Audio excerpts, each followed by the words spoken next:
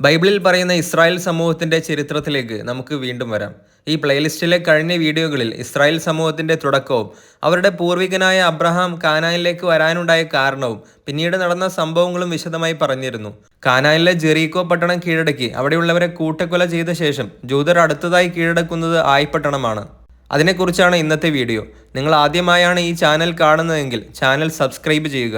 നമുക്ക് വീഡിയോയിലേക്ക് കടക്കാം. ജെറീക്കോ പോലെ കാനാനിലെ വലിയ പട്ടണം തന്നെയായിരുന്നു ആയി പട്ടണവും. ഈ പ്രദേശം കീഴടക്കാനായി ജോഷ എന്ന അവരുടെ പ്രവാചകൻ 30,000-ഓളം യോദ്ധാക്കളെ തയ്യാറാക്കി. ഈ അധിനിവേശത്തിന് മുമ്പ് യഹോവ ജോഷയ്ക്ക് ചില നിർദ്ദേശങ്ങൾ നൽകുന്നുണ്ട്. ബൈബിളിൽ അതിപ്രകാരം കാണാം: ജെറീക്കോയോടും അവിടുത്തെ രാജാവിനോടും നീ പ്രവർത്തിച്ച പോലെ ആയിയോടും പ്രവർത്തിക്കുക, എന്നാൽ കന്നുകാലികളെയും കൊള്ളവസ്തുക്കളെയും നിങ്ങൾക്ക് എടുക്കാവുന്നതാണ്. ജെറീക്കോ നഗരം കീഴടക്കുമ്പോൾ അവിടെയുള്ള മനുഷ്യരെയും മൃഗങ്ങളെയും മാത്രമല്ല, അവിടെയുള്ള സ്വർണവും വെള്ളിയും ഉൾപ്പെടെ സകല വസ്തുക്കളും തീയിൽ ദഹിപ്പിച്ചിരുന്നു. കാനാനിൽ കീഴടക്കുന്ന ആദ്യത്തെ പട്ടണം യഹോവക്ക് ദഹനബലിയായി അർപ്പിക്കണമെന്നതായിരുന്നു കൽപ്പനയെങ്കിൽ, രണ്ടാമത്തെ പട്ടണം കീഴടക്കുമ്പോൾ കൊള്ളവസ്തുക്കൾ സ്വന്തമാക്കാൻ ജൂതരെ ദൈവം അനുവദിക്കുന്നുണ്ട്.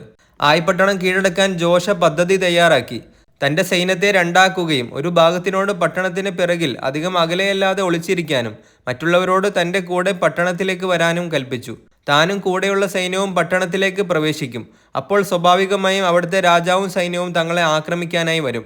ആ സമയത്ത് തോറ്റോടുന്നതായി അഭിനയിച്ച് ഞങ്ങൾ പട്ടണത്തിന് പുറത്തേക്ക് ഓടും.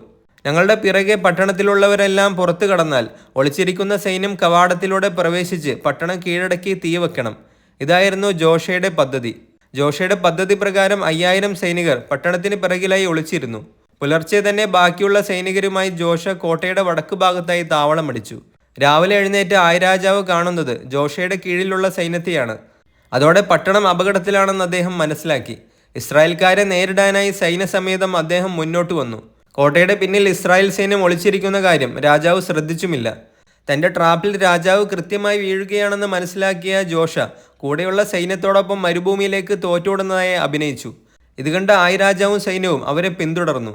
ആ പട്ടണത്തിലെ എല്ലാവരും പുറത്തു കടന്നതോടെ ഒളിച്ചിരുന്ന ഇസ്രായേൽ സൈന്യം നഗരത്തിലേക്ക് ഇരച്ചു കയറി.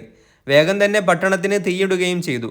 ജോഷയെ പിന്തുടർന്ന് ബദേലിനപ്പുറത്ത് മരുഭൂമിയിലെത്തിയ ആയിരാജാവും സൈന്യവും തങ്ങളുടെ കോട്ടകളിൽ നിന്ന് തീ ഉയരുന്നത് കണ്ടു. ഇസ്രായേലരുടെ ചതിയിൽ തങ്ങൾ വീഴുകയായിരുന്നെന്ന് അപ്പോഴാണ് അവർക്ക് ബോധ്യമായത്.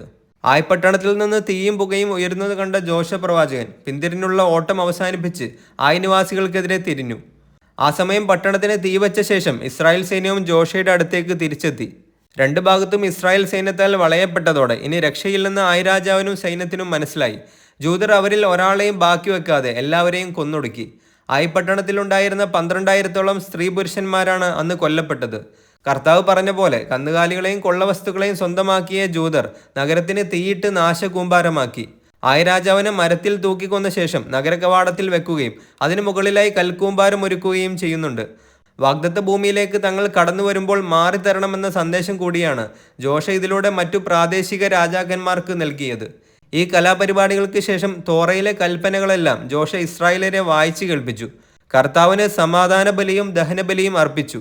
ആയി പട്ടണത്തിന്റെ പതനം കാനാനിലെ മറ്റു രാജാക്കന്മാരിലും ഭയം സൃഷ്ടിച്ചു. അതിനെ തുടർന്നുണ്ടായ മറ്റു സംഭവങ്ങളെക്കുറിച്ച് അടുത്ത വീഡിയോയിൽ പറയാം.